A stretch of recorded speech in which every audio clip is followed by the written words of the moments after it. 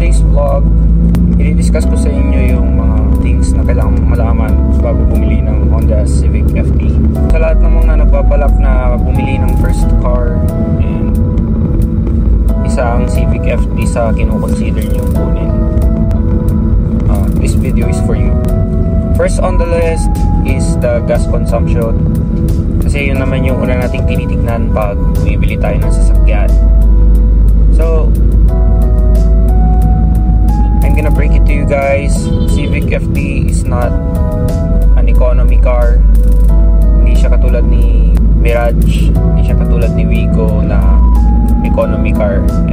And Honda Civic FT has a 1.8 liter engine or 2.0 so expected to guzzle up more gas than your typical car. Pero for its power delivery, sobrang sulit naman.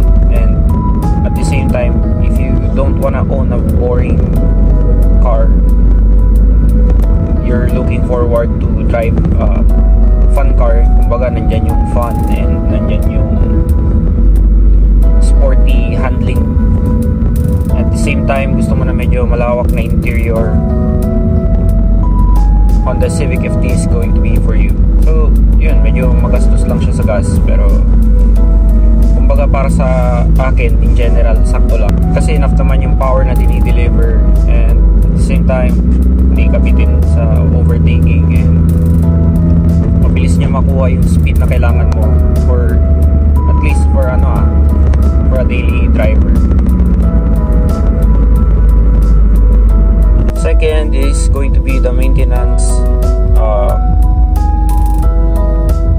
Ang maintenance nito is just like any other car. Basic change oil every now and then, so 5,000 to 10,000 kilometers. Pero kung bagong bili nyo siya, make sure na lahat ng mga pyesa kailangang palitan. Is maganda kung mapalitan nyo na para minsanan yung gastos. At the same time, meron din kayong peace of mind.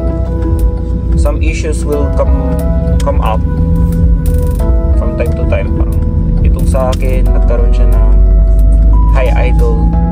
So nakita ng mechanic na medyo maluwag na yung valve clearance, and at the same time marami na yung throttle body, so kailangan ng tune up. Kinailangan niya ng tune up.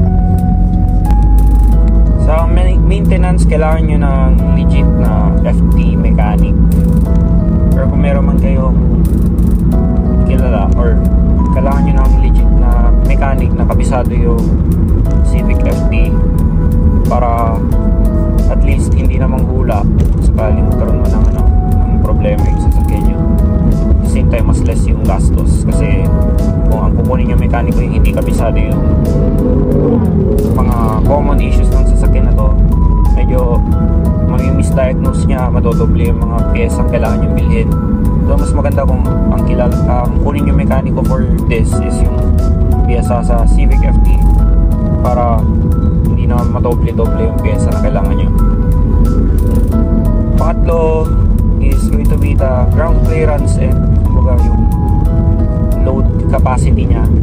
So 5-seater sedan lang si Civic FT, or 4-seater, 5 max, or 5 seaters max. Yung interior niya maluwag, very spacious, cozy, komportable siya. Nailong ride ko na tong Civic FT and sobrang walang ngalay, kahit sa side ng passenger, di walang ngalay. Drives like a modern car. Halos wala siyang pinagkaiba sa mga modern vehicle these days pagdating sa drivability. Siguro masasabi ko cons niya is yung ground clearance, lalo na to atin naka body kits and lowered pa yung spring.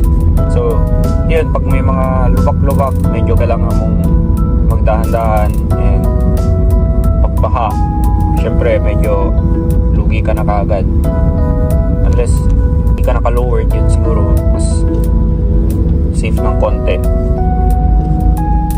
Pero kumbaga tolerable naman yung ground clearance niya guys for a sedan. Hindi naman siya yung ganun kababa. Nakadepende na lang kasi sa inyo yan kung yung gagamitin yung yung lowering spring yung sagad, or yung body kit nyo kung wide body ba, lalo na kapag naka Mugen RR yata kayo, yung chin or yung lip nung Mugen RR is sobrang baba, so yun medyo mas prone sa sayad. And moving on to the next is yung parts availability.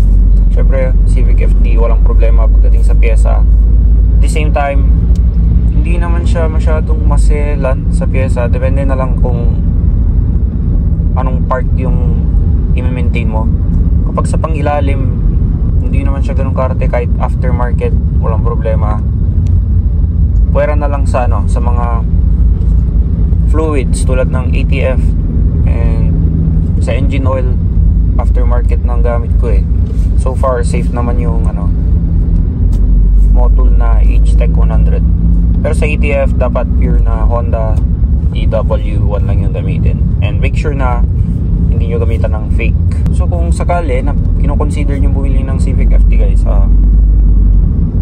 i-check nyo na lang din mabuti, kasi kung ba kayo din naman yung mga kapagsabi kung healthy pa yung sasakyan, and at the same time kasi mas mapapaless yung gastos nyo sa initial maintenance na gagawin nyo eh.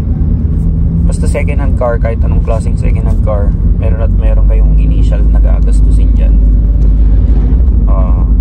Lalo na itong Civic FD, medyo may edad na, so that's what you need to know before owning a Civic FD, and good luck. Hopefully you buy your first Civic. Kung meron kayong mga suggestions, please hit like, subscribe, and comment down below kung may questions kayo, and susubukan kong sagutin kung kaya.